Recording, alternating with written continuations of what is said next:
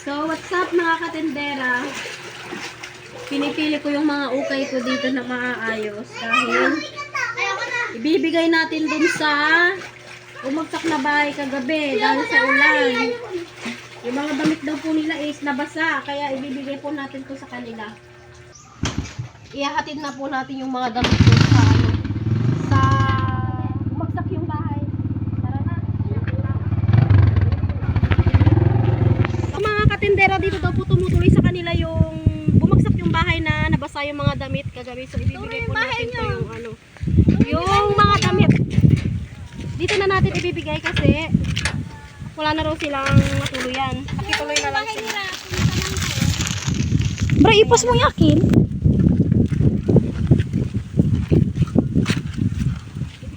Tingnan natin yung kanilang bahay mamaya, mga katendera.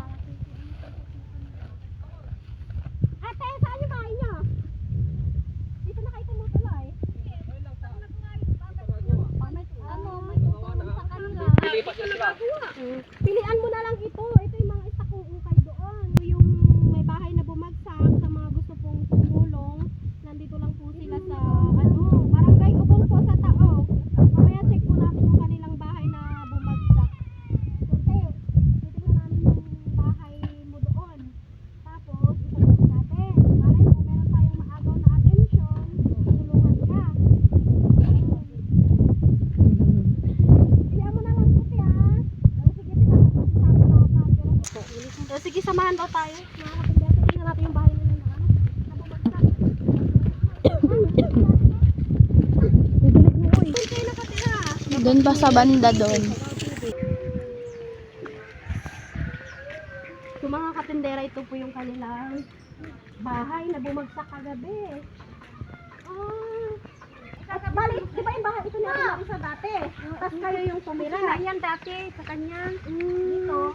Binigay sa akin ng kusina. Pero walang kusina yan. So, mga katindera, ito po yung bahay nila na bumagsak kagabi dahil sa lakas ng ulan. Yung mga damit po nila is nabasa. Kaya binigyan po natin sila ng mga damit na pwedeng maisuot. Kaya pa lang plato. Sa mga po, gustong tumulong, andito lang po sila sa Barangay Tao. Puntahan nyo na lang po sila. Hanapin nyo na lang po sila sa mga gusto pong tumulong. Para may tayo yung kanilang bahay. So, medyo luma-luma na rin pala. Kagabi, hindi kayong anak ko, hindi ko napansin. Mama, sabi Malakas kasi ang ulan kagabi. Hindi nga, tapos siya. Taas ng hangin. At saka na din. Medyo luma na yung...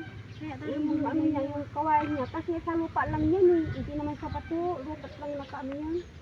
Kasi pag lupa kasi, pag ang kawayan, hindi pa kawayan ito. Tapos lupa dito. Pag wala pang dito, kaya talang mapupulo talaga yun. kasi marutos na yun. Saka matagal na Hindi naman sila kapasok sa sinisyan. dito na pala kayo tumira. Buti hindi kayo nakano. Ako Nabagsakan na kayo dito sa ilalim. na yung gumapang ako kaagad kagabi. Sila yung mga anak ko, sumakto na.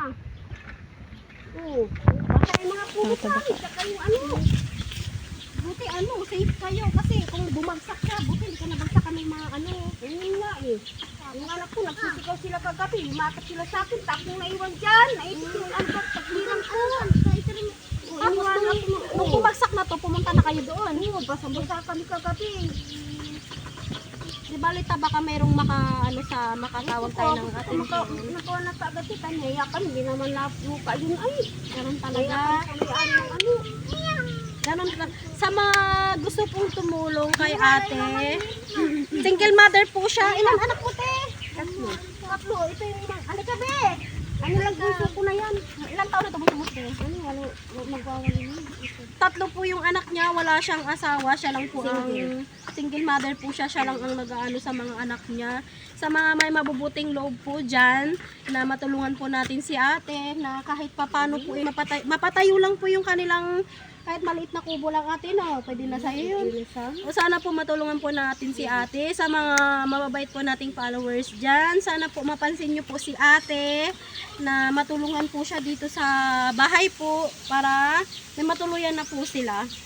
So, yun lamang po sa ngayon ang kaya ko pong gawin at maitulong kay ate. Since kapitbahay ko po siya at kabarangay ko, yun lang po ang magagawa ko sa ngayon. So, maraming salamat po mga katindera ko. God bless po. Update ko po kayo sa susunod na vlog ko. Kasama po si ate. Thank you po.